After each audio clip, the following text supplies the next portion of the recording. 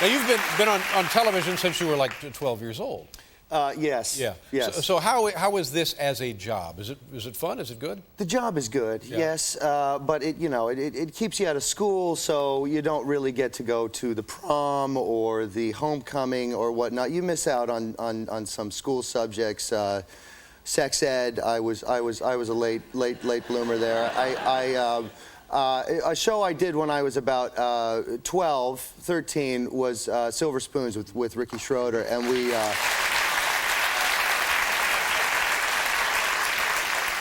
I'm going to retract my statement about their intelligence. Now, it's the holidays. What Ricky and I would do to supplement our sex ed is we'd climb up to the permanents, the catwalks at the top of this big sound stage.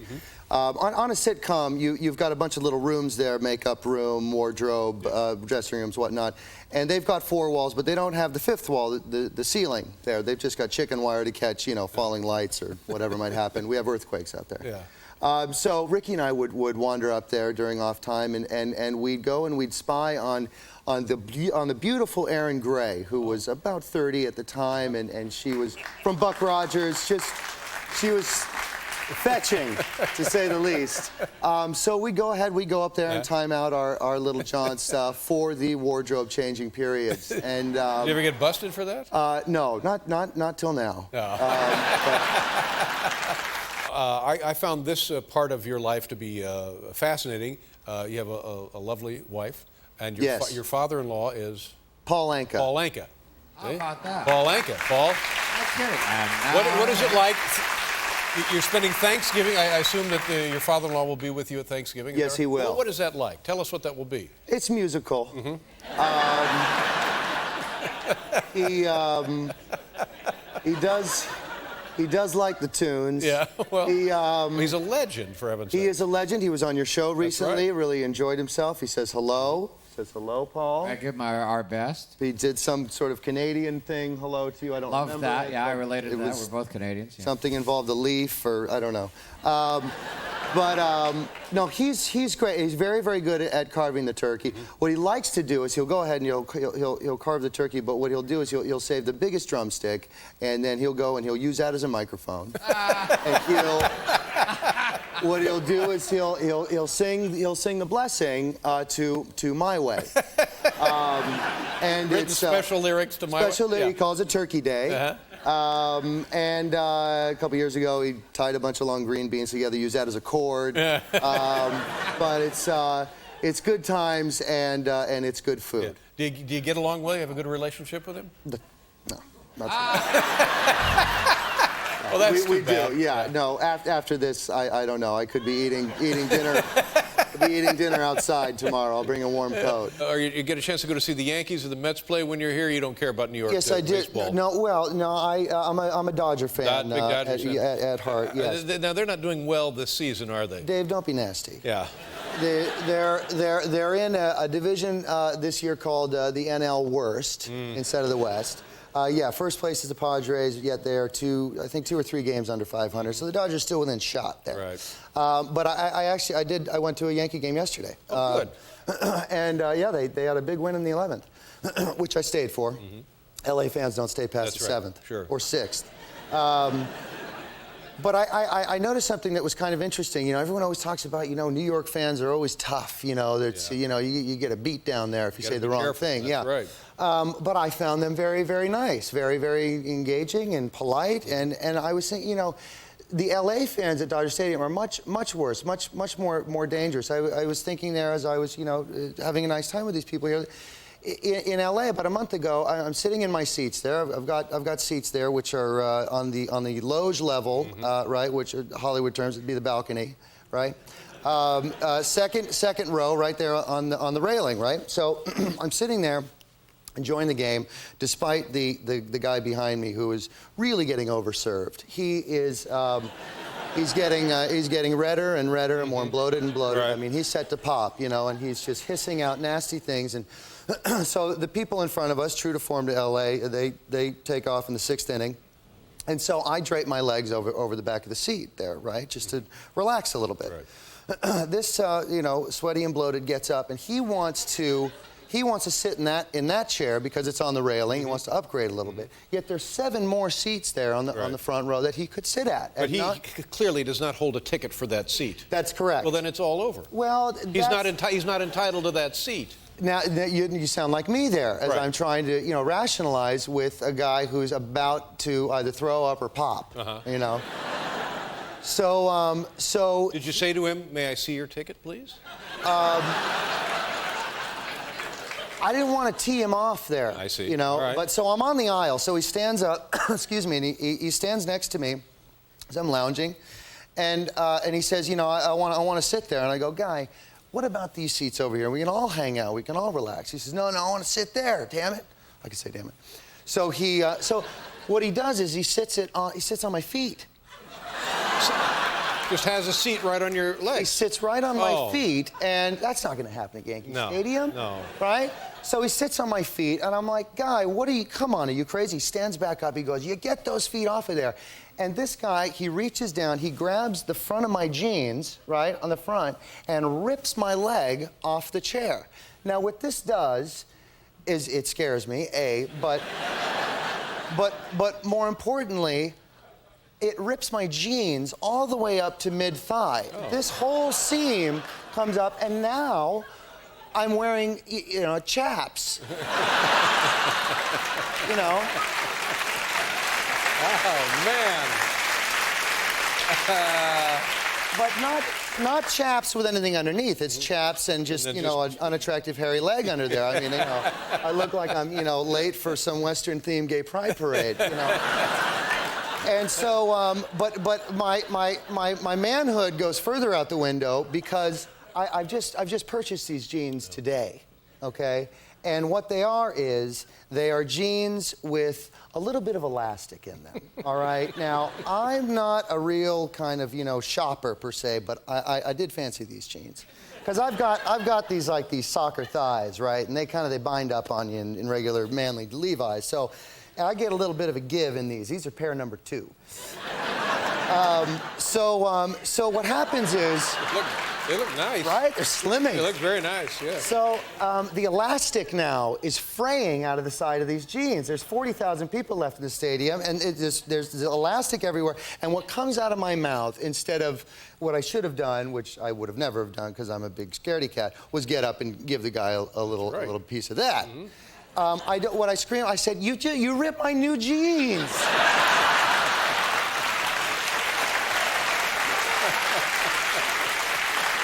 Wow. That'll teach him a lesson. So now I get up, and now, you know, little Mrs. Bateman wants to file charges. So I grab my purse, I strike him with my purse a couple of times. I run up the aisleway, and I go to file charges, just in a real tizzy. And, of course, I miss, you know, the end of the ball game, and I got to go back the next day to finish up the charges. And I figured, you know, forget it, I'll just throw money at the problem, and I'm about these. Yeah, well, there you go. God, that's awful. What an ugly story. Would never happen at Yankee Stadium. Congratulations. I pride myself on doing quite a bit of diaper changing. Yeah, good. Amanda, my wife, will take issue with that when I get back to the hotel, but this works for the story, babe.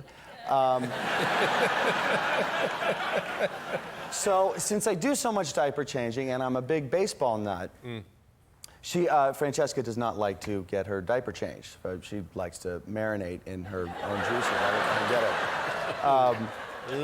But yeah, so she starts screaming because she's fouled herself, and then once we get on the diaper changing table, I've got, of course, you know, incorporate a song, and being that I'm a baseball fan, I like Take Me Out to the Ball Game. So that's perfect. Right. So this one I've got down. All right, let's hear it. And so Paul. All right, so let's go change the diaper, 'cause Franny has pooped her pants. Yes. Let's be a good girl and not reach down and grab a stray piece and spread it around. They'll do that. They do that. You gotta grab their hand. Wait, it's like we're half done. Oh, what do you mean we're not done? We're not done. I think we're done. No, we're not done. I think we are. Well, piece of No, cake. I think. Come on, I got a big finish. Let's hear the finish. So it's poop made you cry, so let's rip it off and wipe it off. We'll powder the bum and then we'll go find mom.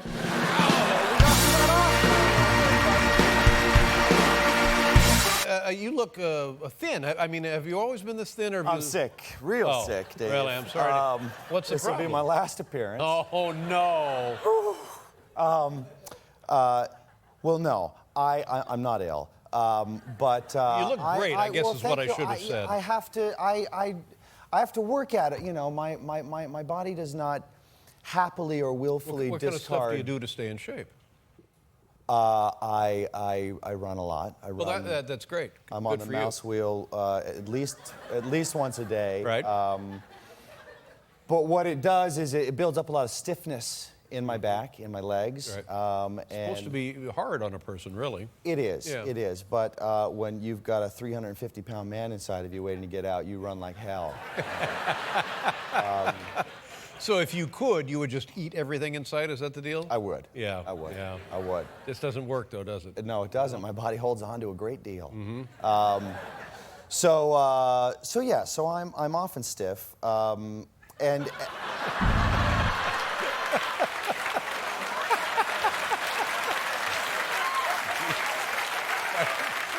Hey.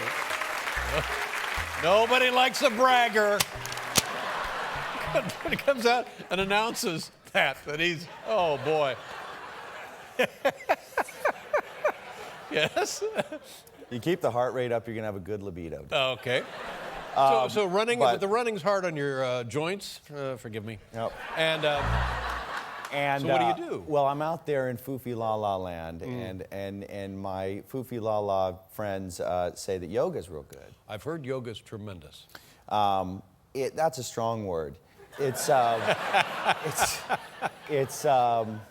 I started at a very early age doing yoga because my father was very big on it, and I was still too young to outrun him. So, he'd grab me, throw me in the car along with my sister, and take us to a guy who taught yoga that is a huge national deal now. This guy Bikram.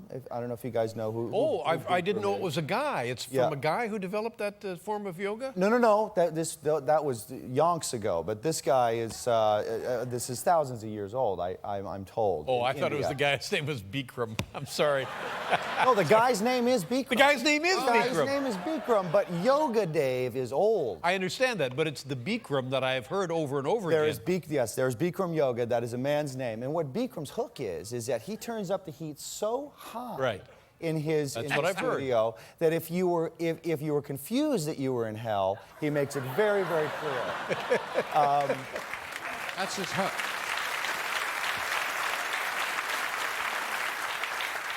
Now, you mentioned that you and your sister started when you were kids because of your dad's insistence. Is that what we're looking at here? Yeah, Jason? this is proof of the story here. There's me, and there's Justine, and here's Bikram looking pleased. That's actually Bikram. That's Bikram. You see, he doesn't hold a lot of water weight because he's in the hot room most of his day. But yeah, these gals loved it. I don't know what their problem was, but look how miserable Justine is. Sure, and you're not pleased with. I'm not pleased at all. I mean, somebody call Amnesty International because this just doesn't look right at all. I mean, was it as creepy as this picture suggests?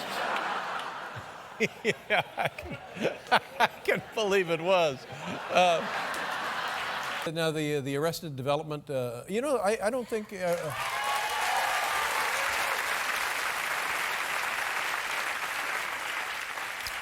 I finally got around to watching the show. Yeah. Long after it was taken off the air. Yes. It was tremendous. Thank you. It was tremendous. Once I started, I couldn't stop watching the show. it is a bit addictive. It's So very. all the time that you were here before promoting the show, I had never seen it.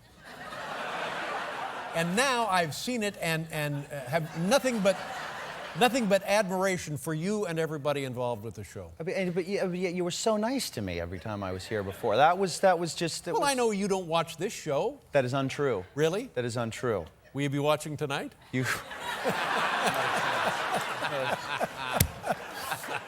I'm gonna go home. I'm gonna tell Amanda the satellite plummeted from the sky this evening. There'll be no Dave Letterman. Hey, let's show them you as a 10-year-old acting in a Cheerios commercial. Roll it! Oh, no. Yeah.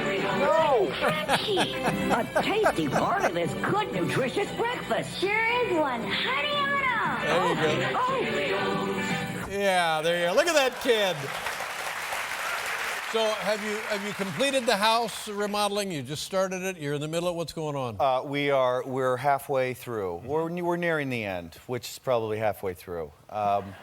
Yes, things have been fortunate for me. I'm able to get a little bit of a bigger spot for the Outlaws to run around, a pool That's nice. nice. For them to, gotta run them. Mm-hmm. Oh. But we've got some neighbors that are. This is a rental property next door, and in the rental property, the occupants are. This is an aging rock band. I don't think they were ever much of anything. They're probably playing the happy hour down at the Holiday Inn mostly. A gig's a gig. Yeah, and this is. Would we recognize the name? No, you wouldn't, and I'm not going to give it to you because here's why. All right. These people are not fond of us. You know, there's a lot of hammer swinging. We're doing some demo work there, as you do. And in fact, when we were about to get the house, I saw over the fence like a little Home Alone moment, or the Home Improvement moment. And I said, you know, we're going to do some work on the house here. And have you guys lived here long? And they said, no, we just signed a 2-year lease last week. Mm-hmm. Are you guys moving in? I go, not for about a year, because we're going to be, you know, there's going to be a lot of jackhammers. Nice of you to do that. Well, I said, sorry, we can't do anything. So unfortunately, they have to live through all this noise. They were okay with it for a while, and then they bought a bunch of garden hoses and got step ladders and got up over the fence and started spraying water on the workers. Which is just like a real kind of candy-ass way to kind of get after it. But so we thought, well, maybe they're just all, you know, these rock and roll, they're all hopped up on their weed. And sure they are. Of course they are. Ay, ay, ay. These gypsies, I'm telling you, Dave. And so we thought it was going to be all right, and then they went ahead and they chopped down the construction sign in front of the house. No, that's got to be a legal matter. Had we got them on tape. We did not have cameras so in. no proof. So, yeah, well, now so the contractor put up some cameras on his dime because he didn't want to build another sign. So then they went ahead and they poured a bunch of crazy glue in the padlock on the construction fence so that these guys can't go. I mean, these guys. And so we finally said, what do we need to do? And they said, well, here's the deal. We are a rock and roll band, and we need to do our rock and roll at night because you can't write music during the day. No, of course you can't can't do much anything during the day. No. So they need to do their thing at night, and they need to sleep during the day. Can we start doing our stuff around 3, 4 o'clock and wrap it up at 11 at night? Yeah, Which that's right. There's just a lot of stuff. I know. I think then you're into triple overtime or something there. Yeah. And darkness. Yeah, you know. That's right. and all the sane people coming home from work. Yeah. You know. That's awful. Right. So what will happen? Well, we drown them with muffins and, you try to be nice flowers. to them. Oh, that's a good move. And it seems to have quelled the storm. But the hose over the fence, that's a Justin Bieber move, isn't it, really? Right? Yeah. You're right about that. That's not good. Another musician. When I get home if I get home at 3, you know, and I'm not going anywhere the rest of the night, the PJs are on. Mm-hmm. The slippers are on. And I'm on the couch, and I'm designing my television menu for the evening. Really? And this isn't like The Wire and Breaking Bad and Cops. What do you like to watch? This is Treehouse Masters. Okay. You can do a lot worse. Oh man, Do you have a treehouse? I don't. But Did you ever have a treehouse? I did not. Yeah, but No. you want a treehouse. I would like a treehouse. I did a very cheesy Hollywood thing, and what I did was, you guys heard of this Twitter thing? It's going to be a big hit. Do you know about the tweeting? I've heard of it, yeah. So I I did a very passive-aggressive thing, and I tweeted how much I love the show. Uh-oh. Yeah. And I thought, well, maybe if somebody on that show sees that, they'll say, "Hey, man, want to be on the show?" Yeah. Because this guy's not screwing around. This guy's building $50,000 to $200,000 tree houses, Yeah. and they're incredible. Right. I can't afford that. This house, you know, I got a lawsuit going with the rock and rollers. Yeah, it's. But let me just, and here's where, and there's no bigger fan of tree houses than myself. When I was a kid, spent a lot of my time in a tree house, and it was a wonderful thing to do. Yeah. Because you're in it, you can do things that you can't do at home necessarily. And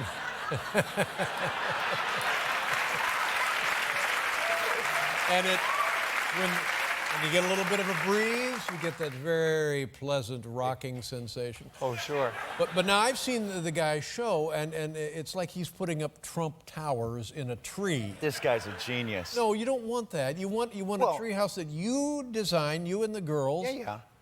Haul the lumber up. Do you have a tree in your lawn? I've got a couple of candidates, and they asked me to take some pictures. Well, yeah, so they sniffed it. They saw it. They bid. They bit. Yeah. I trolled that hook around for a couple of weeks. But I think I retweeted my own tweet. But you think your neighbors are upset now? Oh boy. Wait till this guy gets done putting up the Taj Mahal. Oh, sure. And I get the water cannon off the top deck. No, but they reached out. They wanted to know if it was authentic, and I said, yes, indeed, and would you like to be on the show? And I said, sure, but I don't know if I'm going to get it by the finance committee, you know. You just have to do it yourself. You can do it. I I mean, if I did it, you can do it. And then when it was finally finished, my son and I spent the night in it. And we were awakened in the middle of the night by one of the worst electrical storms. No. And we were watching bolts of lightning strike all around. That's the treehouse kryptonite. Yeah, the lightning bolt. That's right. That's exactly right. Did you get out of it? Yeah, no, we stayed and it passed, but it was one of the dumbest things I've ever done as a father. Let's just ride this one out in the tree. I think we'll be all right. Wow.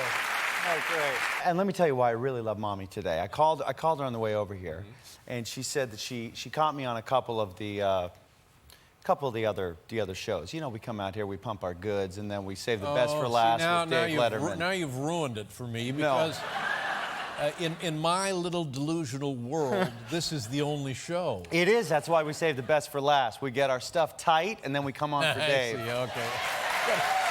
Get our stuff tight. So Mom says, she says, I caught your shows Lesser Than Dave earlier in the week, and she says, I really like your hair. Oh, your hair does look a little longer, I think, doesn't it? It's a little bit longer, yes. And I said, thanks, Mom, because I'm not feeling real confident about what's going on up here. I'm in a little bit of a fight with my mirror face. My mirror face has been good to me over the years. I'm not a terribly vain guy, but I do look into the mirror every once in a while, and it usually doesn't lie to me. Lately, I think it's been lying to me a little bit because I grew my hair out for this thing I did over the summer. A film. A film, yes. I play a character that sort of hit Screw It, and so has hit a guy who no longer cares. No longer cares. Yeah. So I let it go out and out because my hair literally gets fat. It gets bloated. Full. Yes, I understand. It's not great. It looks fine to me, honestly. Well, I've made some changes, Dave. And thank you. Mm-hmm. That's like what Mom said. Yeah. Makes me feel good about myself again. So what you're describing is different than what you have now. This is actually better than what was, and it's still awful. I mean, what's going on right here. How much hair did we have going? Well, we had 2 wings. Right now, we just have 1 wing. It gets fat and it gets feathery. Yeah. As my friend put it, I look like Christy McNichol now. And before I looked like... What is wrong with that, for God's sake? Well, exactly. I used to have a huge crush on Christy McNichol. But before I looked like Nancy McKeon, right? From Facts of Life. Remember Joe? Right? Boy, they're younger here than I am. So anyway, so So I grow it out, and I think I look terrible, but then I get home from the job, ready to cut it, and my wife likes hair a little bit longer, and she says, I don't want you to cut it because it's working. And that's a lovely thing. It is. She said, we're staying home tonight, and I got a night out of it. But there's a night out of it. Well, talking about his wife, I got a night out of it. Right? Married 14 years, you take your night nights. out of it. Yeah. Sure. Well, good. I'm glad to hear that. But so I got the night, and then next day, of course, I got to get down. I got to cut it off Cut it off, because sure. now I'm set for the month. Set for the month. So, that's not true. Got a night out of it. There's a good and he's frequency set over for at the our month. house. Must have been some night, for God's sakes, if he's set for the month. She gives you a month's worth. All Dave. right. I tell you what.